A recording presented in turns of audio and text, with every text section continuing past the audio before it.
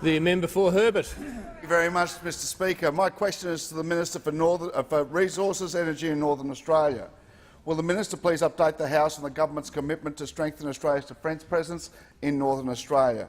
And how will the Government's Defence White Paper and Defence Industry Policy Statement providing jobs, opportunities and security for the people of Northern Australia, including my electorate of Herbert and my city of Townsville? The Minister for Resources, Energy and Northern Australia.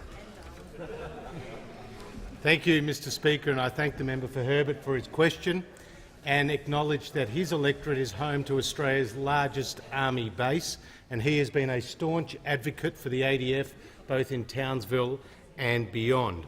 Last week, the Prime Minister, the Defence Minister, the Minister for Defence Material and the Assistant Defence Minister released the Defence White Paper, which included an additional $30 billion worth of defence spending and a host of new initiatives, particularly focusing on innovation, including the new Centre for Defence Industry Capability. And while all Australians were great beneficiaries of the new White Paper, Northern Australia was particularly so. And that's because it is incredibly important from a geostrategic sense to Australia's defence outlook.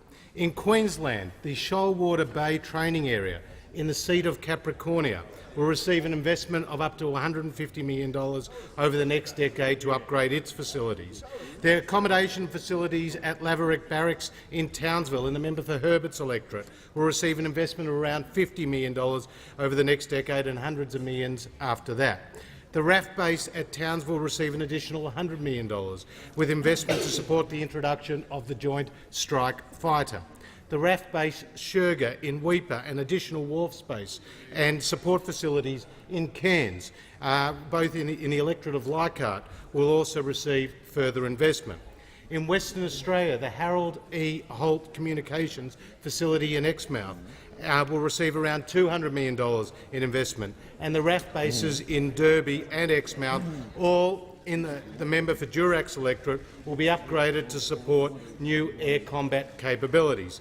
In the Northern Territory, in the electorate of Solomon, will get a huge benefit from HMAS Coonawarra, and the Larrakia Barracks will together receive $1.2 billion in additional investment in infrastructure upgrades, as well as substantial investment in the RAF base in Darwin and the RAF base in Tyndall in the member for Lingiari's electorate will be upgraded as well to support aircraft. Mr Speaker, the Defence White Paper was a historic document. It provides Australia with the strategy and the assets and the innovation to advance our interests in a complex world. And Northern Australia is a big beneficiary of this because the White Paper underlines its geostrategic importance to our defence outlook.